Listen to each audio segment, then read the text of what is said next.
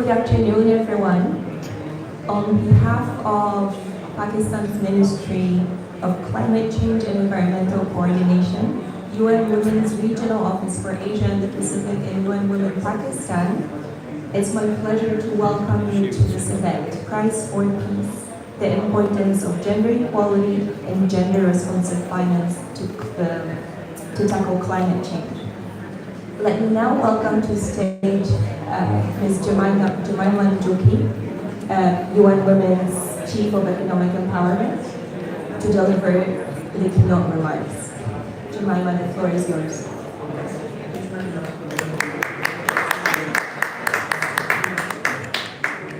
Thank you, everyone. Good morning, distinguished guests, esteemed colleagues and friends. I'm deeply honored to welcome you to this pivotal gathering addressing the intersection of gender, climate change, and human security in Pakistan. As she said, my name is Jemima Njoki. I lead our work at UN Women on Economic Empowerment, and the Pakistani government have been a great collaborator and partner of UN Women. Our focus today, which is aligned with Pakistan's Climate Change Gender Action Plan and the Resilient Recovery, Rehabilitation and Reconstruction Framework, couldn't be more essential and timely. The Climate Change Gender Action Plan is a guiding document for the state of Pakistan to ensure inclusive policy, capacity development, and pilot projects for women by focusing on recognizing gender equality as a core principle and the inclusion of women in local and national level policy program and design. We have, as UN Women, been engaged with the Ministry of Climate Change, and we are aiming to support gender-specific agenda items with a focus on women's leadership and participation and gender mainstreaming in climate action. I think you all know that Pakistan is a rich country that is characterized by very diverse topography, diverse ecosystems, climate zones, rich in natural resources, including fertile agricultural lands, natural gas reserves, mineral deposits. But we know, like any other country, Pakistan is also faced with challenges in balancing competing objectives between economic development and environmental protection. We know in 2022, the floods in Pakistan brought devastating damage to the agriculture sector, to industry, and to the service sector as well. That was estimated at close to 4.8% of GDP. But what we also know is that these floods had a disproportionate impact on women. Close to 640,000 women and girls were at risk of gender-based violence and early child marriages. And like anywhere in the world, Pakistani women are not just facing the brunt of climate change, but they are powerful agents of change as well. Their active participation from local initiatives to national policies is critical for sustainable and effective climate action. The involvement of young women especially is vital for community-level resilience and innovation. So empowering young women in climate mitigation and adaptation efforts not only builds resilience, but also promotes more inclusive and a sustainable future. Climate change, as we know, is a threat to our planet. It is challenging human security. It is disproportionately affecting women and marginalized communities. And this intersectionality necessitates a gender-responsive approach in how we address climate adaptation efforts. And this, we know, is a principal and central focus for the 4RF framework. Today, it is important that we translate policy to action, that we ensure there is sustainable funding and multi-stakeholder engagement, which is crucial to implementing initiatives like the CC-GAP and the 4RF framework effectively. It is about transforming these frameworks into tangible actions that positively impact lives. I'm especially looking forward to hearing from our panel some of the interesting ideas, effective ideas, practical solutions that they will be talking about today. Excellencies, colleagues, last year during a joint conference between the Secretary General and the Prime Minister of Pakistan, the Secretary General emphasized that Pakistan deserves consideration in loss and damage fund through financial mechanisms. He added that Pakistan, being a middle-income country, has not benefited from debt relief at the level that should be necessary to support the country to recover. And as we convene here, let's focus on actionable commitments. Our policies need to transcend theoretical discussions and the discussions that we will have here in Dubai. We must turn these into real-world solutions. We must turn these into solutions that impact the lives of women and girls. We must apply a gender lens as we do this. Leveraging the knowledge and expertise of women is particularly important, including those women from marginalized communities who on a daily basis are facing the impact of climate change. But we must also tap into the knowledge that they have as the frontline workers who are dealing and who are implementing adaptation efforts on a daily basis. So moving forward, we must ensure that our actions and policies effectively address the unique challenges that are posed by climate change with a strong focus on gender equality. This is not only our responsibility, but also the legacy that we must leave for future generations. This world where gender equality, environmental sustainability, and human security are not just ideals, but realities. Thank you everyone for being part of this discussion. I know and I believe that collaboratively we have the power to transform strategies into meaningful initiatives. We have the power to change the lives of women and girls. We have the power to make Pakistan a country where women and girls can enjoy meaningful lives. Thank you.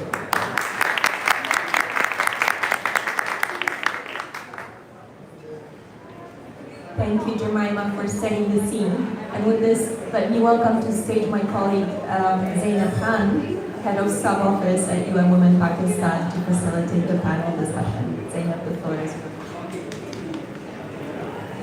Thank you very much.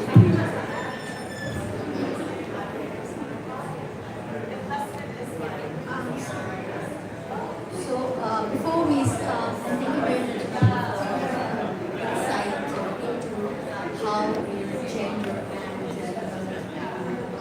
and climate related and economic competence went forward. Before I begin, I will ask the panelists to introduce themselves briefly, and then the question I was actually thinking on to ask first. So then there was a wheel that I clicked, and then that was that who can phone first will be asked first. So starting from my right side. Hi, my name is Haris, and I work for Mobile Bank, one of the largest digital bank of Pakistan, as Chief Operating Officer. Good morning, my name is Aisha Khan. I work for the Marginal Lesser Protection Organization, and I also have the Civil Society Coalition for Climate Change. Assalamualaikum, good morning. My name is Ufa Kapokopia. I come from the southern part of the Philippines called the Bangsamoro region. I'm a retired academic but a social development activist working on issues of transitional justice, climate change, and intersections with conflict and gender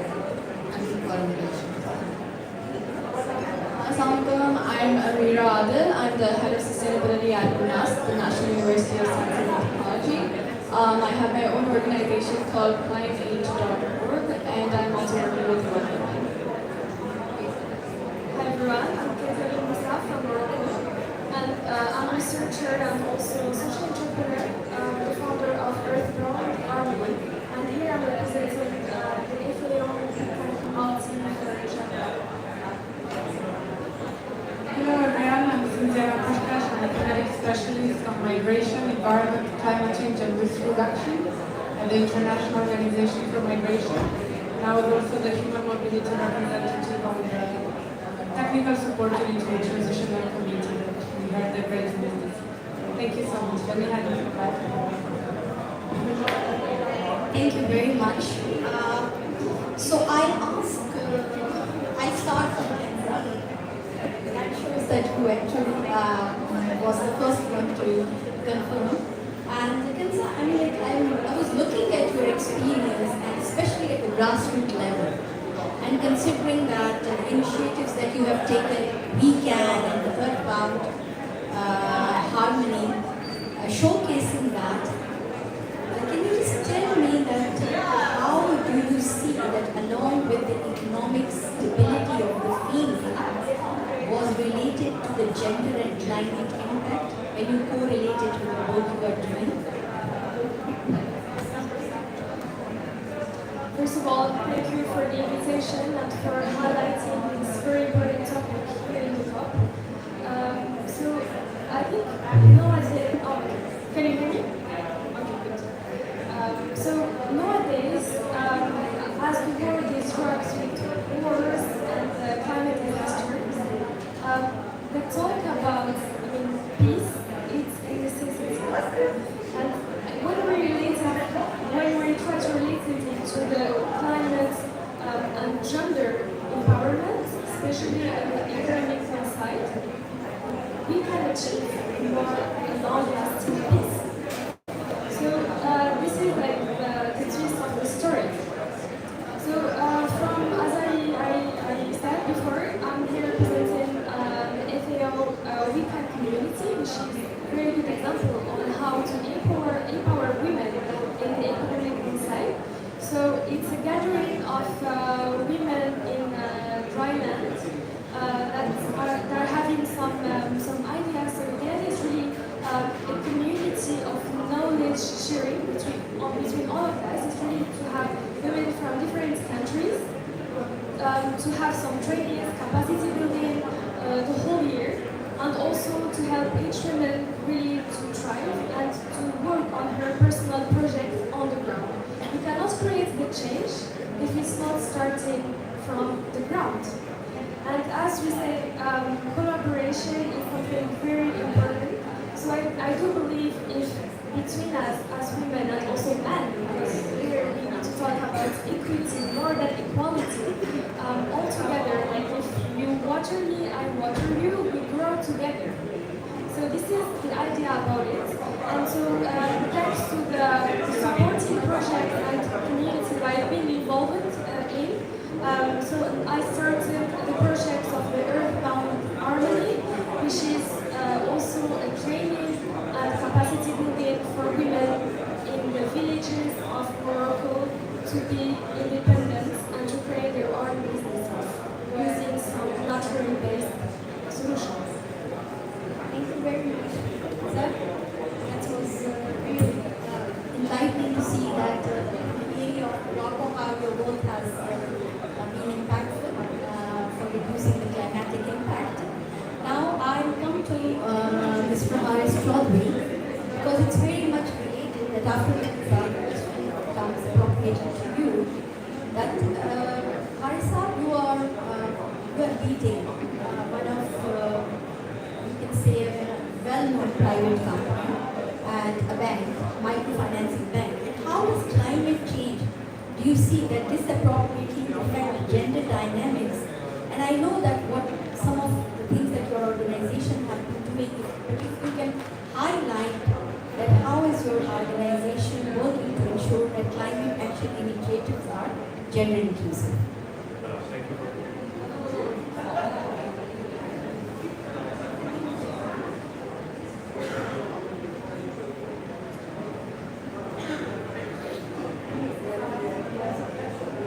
Thank you for having me over. As we all know that Pakistan has faced really bad climate change effect, not only this year, even in the last year, and also 10 years ago. Approximately over $30 billion has been lost, which we see that's going to impact the Pakistan economy. And most of this unfortunate tragedy hits the marginalized communities, and out of which are the women. So right now, 45% of the women in Pakistan are related to agricultural workers. And when the climate hits them, obviously they get also marginalized, they get also really challenged, and their crop yield and their livelihood gets really affected. So what we do at the local bank, what we're trying to do is that we are creating a portfolio which is specifically catered towards the female population, especially to the farmers. So when the last year the flood came over, it was approximately, we had a portfolio of 3.5 billion rupees in those areas. So what we did is that we did not charge them any finance charges, we rolled over them to try to support them. When it comes to women, we have to educate them and create that awareness that right now the climate thing is a reality and we cannot avoid that. So for that, we have to either have a mitigation strategy or adaptation strategy. So at Global Bank, we are taking it as a tendency. So for mitigation, we are trying to reduce the low-cost lighthouse gas emissions, so where the mitigation is being proposed. And adaptation, what we're trying to do is that promote solar paneling and clean green energy products and to be financed at a very reasonable price. So their crop yield is good and also helps them in handling climate finance challenges. Approximately we've got 140,000 female borrowers in our bank. So what we're trying to do is that giving them life insurance and also trying to introduce green solar financing, which means that in case of any kind of challenges or any floods or something, so they can have an insurance and they can have very limited loss to their crops. If I give you a bit of a stats, in the rural communities, less than 6% of women have access to financial services. Or I would say they don't have any access to bank accounts. So that's where our bank plays a very important role. And it gives them a very digitally financed solution where they, with very little paperwork and with no collateral, they can obtain loans. I would like to share one example. So one female borrower working in a very rural area of Pakistan, in Muzaffargarh, in a small town called she's got a land of 3 acres. We financed the solar power, water for her, so she can use the agricultural crop in a much better way. And once we saw that it's been given to her, she has been able to increase her livelihood by increasing the yield for that land, and it has also helped in the community where a lot of people have taken inspiration from that and also improved the yield of their farmers. That's not where we should stop. We have to continuously promote an advocacy in terms of that climate financing is a real issue. And gender imbalance has created it further more in the regions like Pakistan. I mean, you honestly know the recent stat that in Asia, in the climate in gender balance, Pakistan is at the top. So to cover that, we need to create a lot of initiatives in terms of advocacy and also programs. That cannot be all done in person. So through digital means. So we have also embedded a program in our app which tells them how to take loans digitally, how to improve their businesses, and also how to handle in case of any challenges like climate financing, and how the insurance can help them, and how the insurance product can be embedded in their agricultural products that's going to avoid them and also going forward these things are going to continue to happen to us. So our commitment from our bank is that we're going to increase our portfolio. Currently, this 25% portfolio is specifically related to women female borrowers. We'd like to take it to 35% in the next 3 years. We also would like to increase our women borrowers, which is currently right now around 22%, from 22% to 30%. And our commitment towards the solar financing and the green financing right now is very low, which is around 1.6 billion. In the next year, we would like to multiply by 3 times and take it to 5 billion. So hopefully this will have a very little impact, not a major impact, but I guess everyone has to put in their own efforts and make it very critical that is something that is hitting us, and now we Thank you very much, Harissa. I mean, like 140,000 female borrowers to do something and under the guidelines that are easy for them is something that the organization is doing and worth mentioning. Now I come to Rufa and will ask Rufa. Harissa has highlighted the financial sectors, the private sector's contribution. We know you are an academician as well. So would you like to let us know that how the academia is supporting the women-led work around the climate action, considering your experience and your long-standing academic contribution in this area? Thank you very much. As an academic, I believe that we need to start when we try to change mindsets. Mindsets are very difficult to change and very, very deeply in everybody's minds.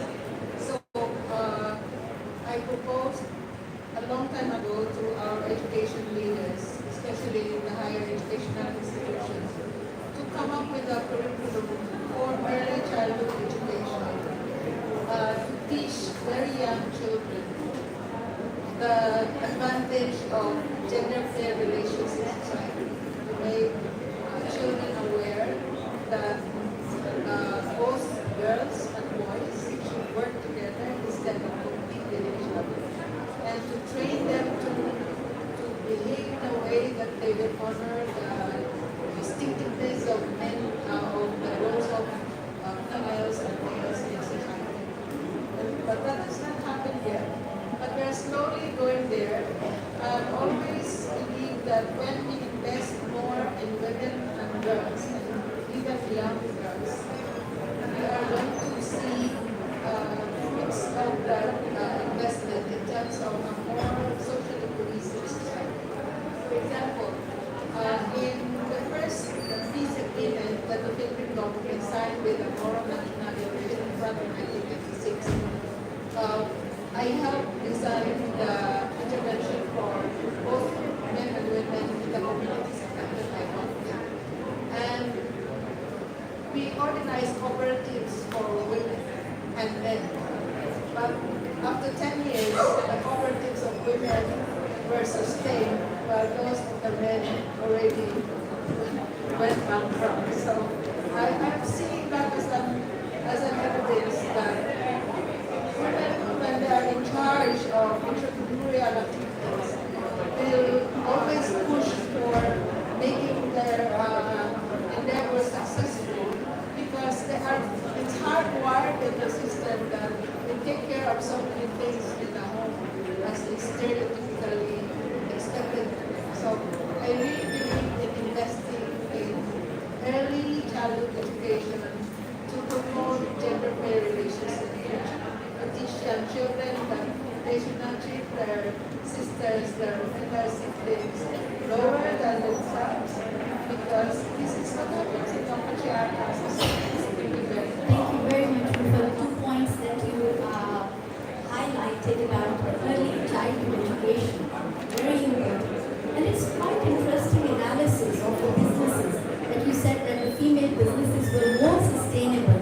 That means that if given a chance to female, they can do miracles, and they have that capacity and capability of going forward. Now that brings me to Mira. And Mira, currently I do know that you have conducted a research in Pakistan. And now coming to the human security aspect, I would like to know that while doing, I mean, like, you know, we have been talking about post-disaster situation due to climatic impact currently, that how we are supporting them and what is happening. Now we would like to touch upon the human security element, and how climate impact is contributing towards the human security. I think that's a very broad question, Zainab, but thank you.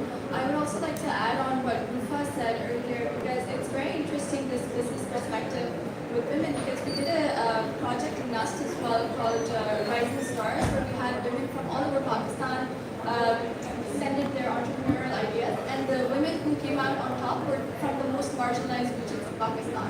So it's an interesting comparison to draw.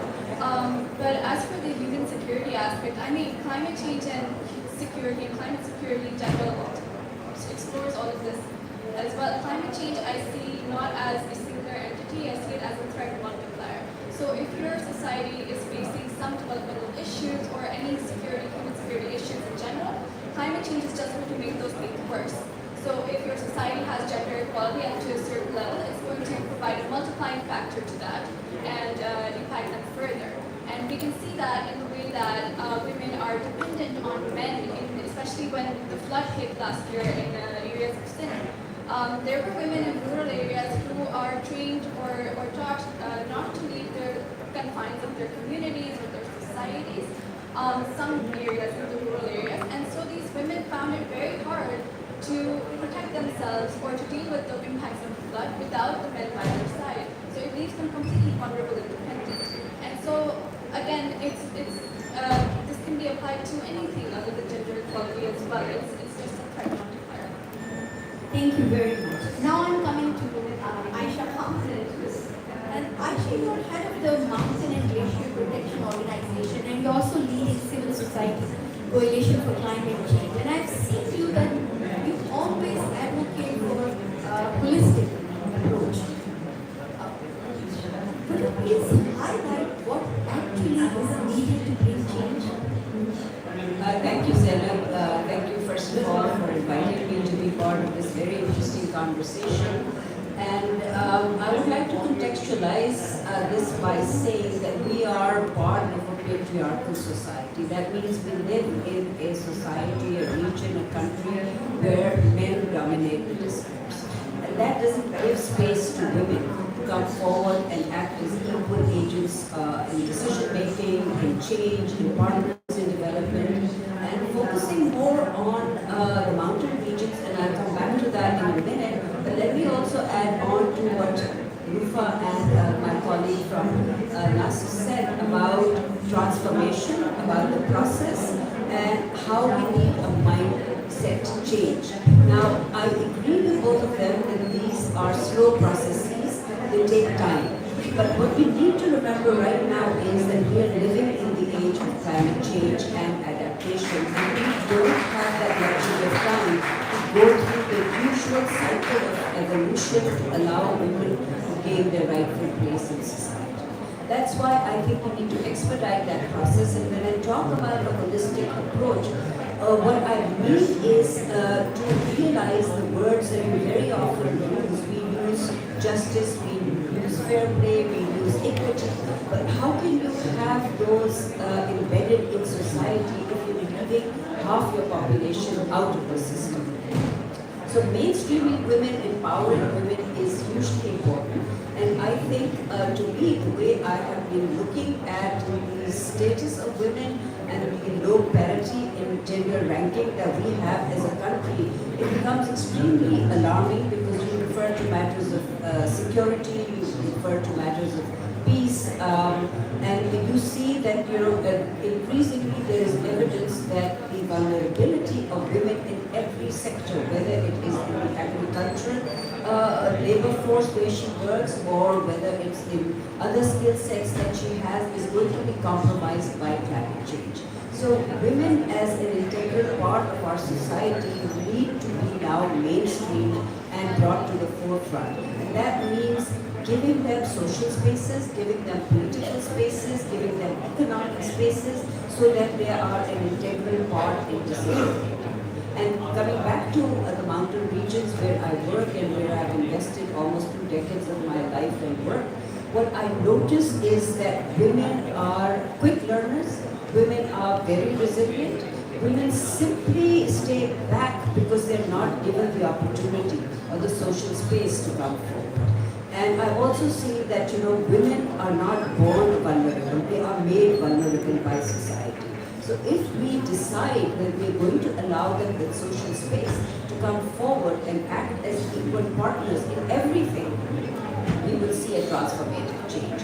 And you cannot think of development without women being part of that process. If you look at the developed world, I think one one thing you will see in common there is that there is more gender equity and equality in their societies. If you come back and look at the developing economies, or you look at the least developing countries, or wherever these social and economic indicators are poor, or where people and women are considered vulnerable, you will see that these are societies that do not allow equal space for women. So that is what I mean precisely, that a holistic approach means across sectors, across actors, women should be a part of society. Thank you very much. And you highlighted, Aisha, a really very important point where in Pakistan we are struggling with gender parity challenge. And often we see that how the female are engaged in the decision making. Are they in the leading position? Is the gender equality mainstreamed in everything? So rightly said. Thank you very much. That brings me now to Diana from FAO. Thank you very much for joining. From IUM, sorry. So IUM works to address the human security impacts of the climate-induced migration. So as a representative of IUM, what challenges the organization has encountered in addressing gender aspect in the context of climate-induced migration, and how is the organization working to overcome these challenges? Thank you so much for the question. First, allow me just to congratulate the panelists before and on the amazing work that is happening.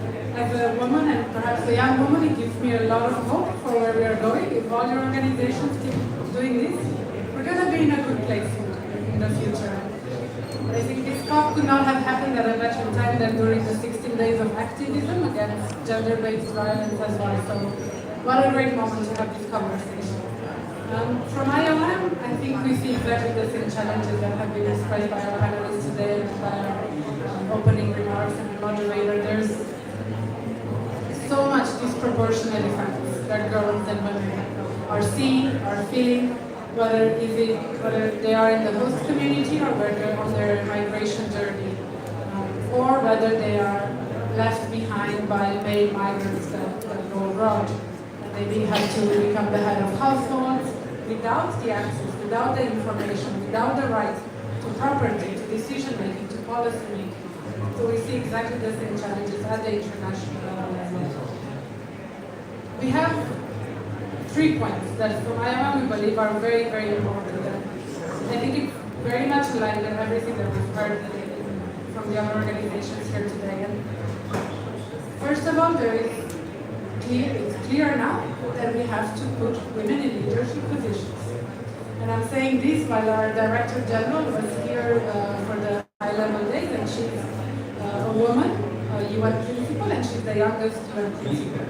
And she has been into quite a lot of panels where she was the only woman, for example. How are we still there today? That's my question. Not a UN question, but that's my question. But it's everywhere. It's at grassroots level, it's in local communities, it's in big UN organizations, it's in government. So how do we put women's leadership at the center of our collective action? We need to make sure that women and girls are recognized as rights holders in their communities, that they have the right to property, they have the right to decision making, that they are involved, and not just consulted, but actual participants in those processes. And we also need a climate change adaptation agenda and a disaster risk reduction agenda to acknowledge women and girls as actors of change. What happens when a disaster hits? Who's going to make sure that everybody is evacuated? Who's going to make sure that the family knows the evacuation route, for example? And then the second point, it's going back to data and research, and again, congratulations on all the amazing research work being done on this. This is very important. We need to make sure that the data, the information we collect is disseminated. We need to know the needs of women and girls on the move. In IOM, we have something called the displacement tracking matrix, where we track people on the move in the context of disasters, and we're trying to do better in our systems as well. How are we making sure that the needs of women and girls are accounted to by data? We need to ensure that there are comprehensive analysis for it, from the perspective of gender and gender equity and gender equality as well, but also on other criteria like disability and ethnicity. And we also need to make sure that the early warning systems that we have in our countries, in our communities, are very much cognizant of the needs, specific needs of women and girls. It doesn't mean they're vulnerable, it just means that they have specific needs. And they need to be, again, acknowledged as early responders. Most likely, they will be the first one to alert their family, their community, their neighbors, the schools. And finally, because we're talking here today about finance, there is a key element to ensure that financial resources are secured into the hands of women and women-led organizations. There needs to be financial decision-making into the hands of women. We need to make sure that the green sector and green occupations are also cognizant of women and women's role, that women can access the green sector, that we can anticipate the needs in terms of skills in the labor market, and that women have access to these skills as well. And it's the same in the renewable energy sector, linked with the just transition that we hear a lot about here at COP these days. And then finally, we have to, because again, migration side, we have to think about the diaspora. And I'm sure we have amazing stories, migration stories here. The diaspora, women diaspora abroad, will have a key role to play in investing their remittances into climate action, into disaster risk reduction, into gender equality and equity. Thank you so much. Thank you very much. IUM's work around awareness and work around protection and work around coordination has been marvelous, and you rightly pointed out some of the work that contributed to ensuring the human vulnerability aspect. So I'm looking at the time, and we still have a few minutes. So I think I'll just ask a basic question from everyone, starting from Mr. Harris, and then we'll go from here. But now what next at your level? That what actually you think can work out? Because here we have talked about the challenges, we have talked about the vulnerabilities, and we have also talked about some of the initiatives, and those initiatives have been learning experiences for us. Like what works and what does not work. So in this last time, we'll take 2 minutes each and let us know that how do you think, what action would you like to take right now in the coming years as a representative of your organization or your own point of view, or as an individual and looking at all this in Thank you. I guess importantly right now is that we need to translate the promises into action. So at Equalityand we are committed, and we have a 3-year plan that how we will help this climate change challenges and also gender imbalances. As someone rightly said, that we are in a situation where we reportedly lagging behind the body. So these gender challenges, the climate challenges basically, in fact, aggravates the gender imbalances, and that we have so many examples that we've seen that in this year and also in the last year. So what we are committed is that we will increase our balance sheet, especially catering to the female workers. We're going to promote more clean energy products with competitive insurance, and we'll also educate and raise awareness among all the female workers, and also wherever the education is required, will help them in increasing their revenues in terms of crop yield or any other business venture, or any other challenges which we may face with climate change, how can we mitigate? Thank you very much.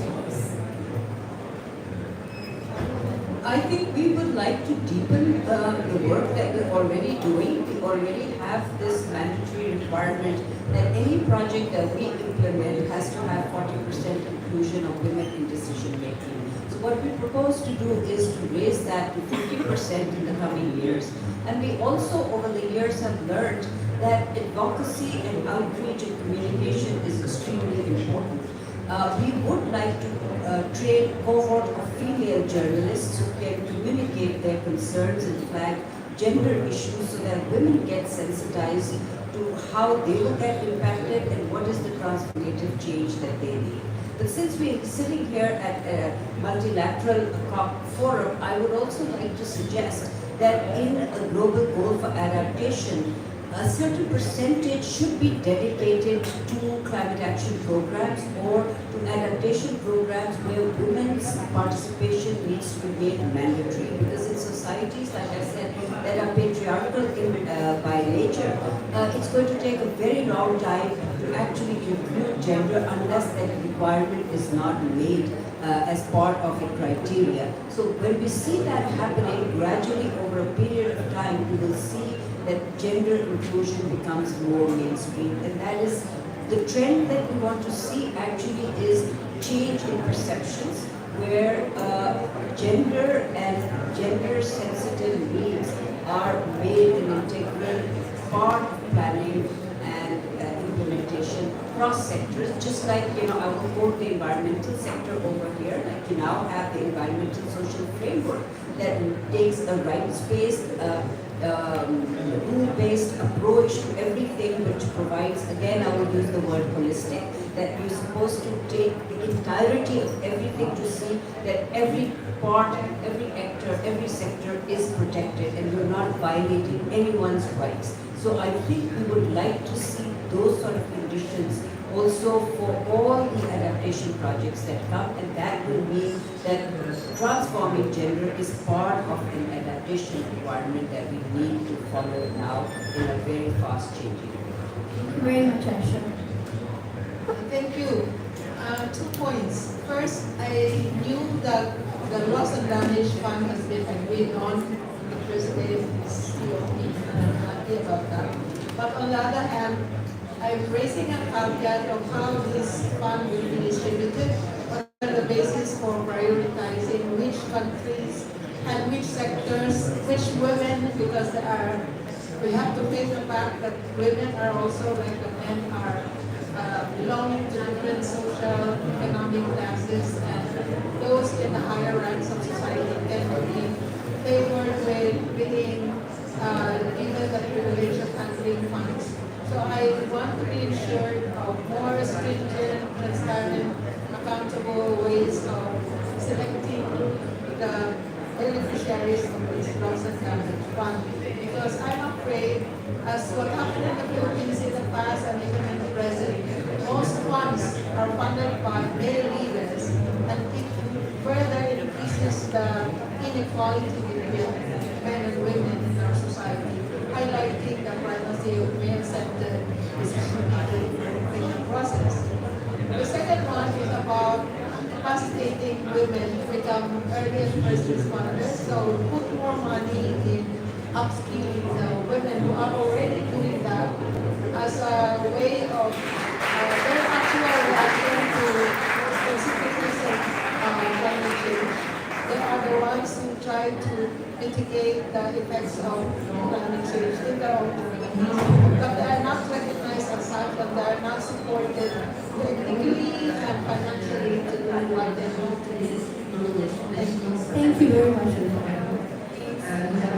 So over the past year at NUS, we've managed to increase women in leadership by 5 to 7%, and we're looking to increase that number and implement our gender action plan, formulate and implement non-gender action plan. But personally, I'd like to expand my research and explore the cultural integration of gender equality, which is a gap that I saw when I did my studies in the university. Thank you. So I would say, let's all imagine if in the whole world, everywhere, women are not only part of the climate change solution, but they are leading the solution. So when women are strong economically, their voices get louder in the decision making.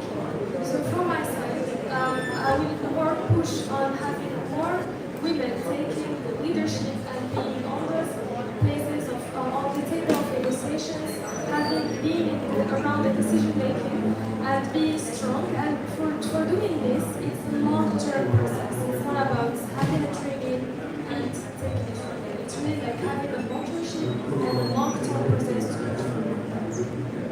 Thank you very much.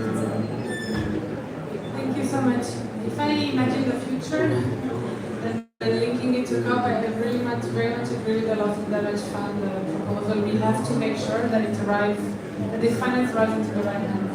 And it's fantastic already that this fund will arrive at a moment where it doesn't only consider countries and organizations as beneficiaries, but also communities. Let's make sure that part of those communities, women are there. It's something crucial. We've never seen a climate fund be so disaggregated to the community level. So already that's a win, but we have to continue the work. And linked to that, we've also heard a draft decision, but almost 100% sure that the Santiago Network for Loss and Damage is now finally has a host. This network is supposed to give technical capacities to governments to do loss and damage programming, including to apply for the loss and damage fund. So we have to go even a step before we give the fund. Let's make sure that countries, communities have the technical capacity needed to be able to empower women, to make sure that women are receivers of this fund. So that's what I would like. If we do have this host of the Santiago Network on loss and damage, if we are going to make the fund operational, let's make sure that at every step, not only at the end, but also the technical capacity, the access, the information, and then the finance. Thank you. Thank you very much. And I think so we summed up the things with very some concrete points of as a futuristic approach. And if I can summarize them, we talked about the access to gender-sensitive financing, and then we had that gender-sensitive needs made an integral part of the planning. And then Rufa very rightly pointed about the loss and damage fund and its utilization with gender lens. And then ensuring women leadership in climate change, supporting women in economic sector and decision maker, and the community level engagement. Well done, all of you. That was so. If these things are taken for the futuristic approach around the climate change, we'll be able to move in a better pace than we are doing right now. If any audience would like to ask any question from any particular panelist? Yes.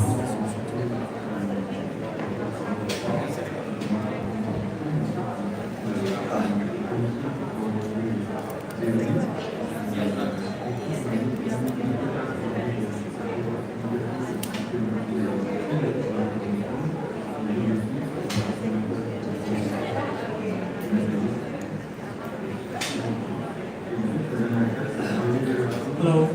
Thank you very much. I'm glad to hear about all the questions and words you learned. Okay, my question is for Ma'am Ashkhan, but everyone answers. Okay, since Ma'am has used the word patriarchy, I would say that women in a developing country or global south, or especially in a developing country, they are facing more challenges other than patriarchy. So, how we could bring the attention of the women towards climate change, which I think that this is one of the creations of the document, that they are working and they are thinking about climate change holistically, and one of the things that can affect the world, the whole world, more deeply, and it's very significant that one can say that it's affecting the whole world, and a woman can work on it. But here is a question I raise, that how can we bring the attention of women, other than that awareness which is no longer, I can say, impactful. So what are the concrete other ways or the things we can suggest for us that a woman can cope all the challenges, the patriarchy as well, and she could work for the climate change as men and all the activists in society. I think there are two platforms that you can use. One is the social platform and one is the economic platform. And the combination of the two is what actually empowers women. So essentially what we're looking at is for society first to change their mindset and accept women as equal partners. The second one is to empower women so they can make decisions on their own. They can make their own life choices, and for the male population in these countries to accept and respect those choices. So I think it's a long drawn out process, but if there is a change in mindset, it can happen very quickly. Even with economic empowerment, I have seen if you don't have a social space for women, they're unable to actually make decisions without fear or without repercussions. So that is the freedom that we need to create in society, that women can make their life choices.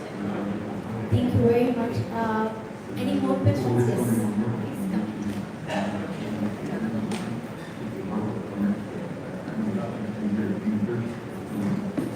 Hi, thank you so much for a wonderful panel. I'm Dr. Khalid, I'm a research fellow at Cambridge University.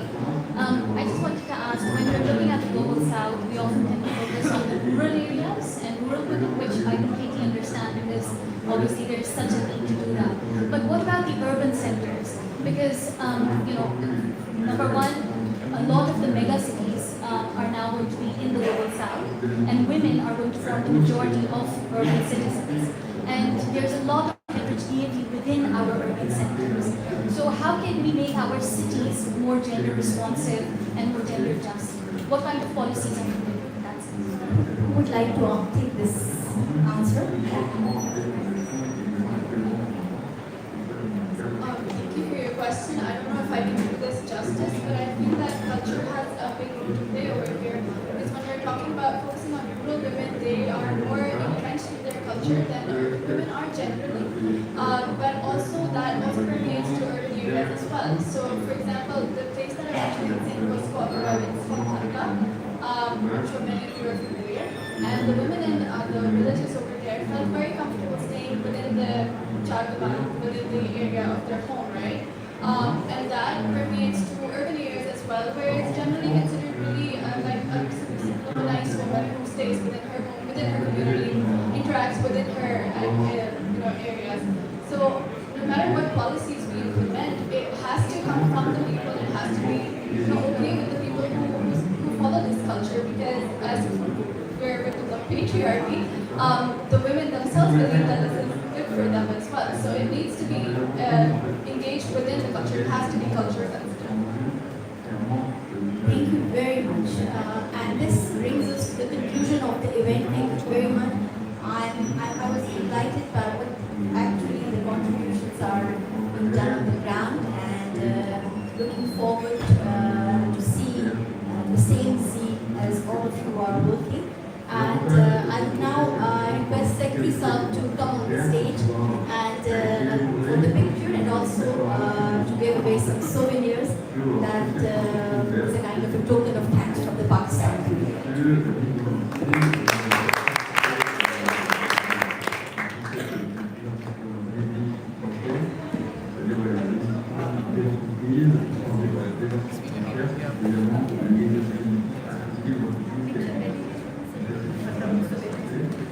Thank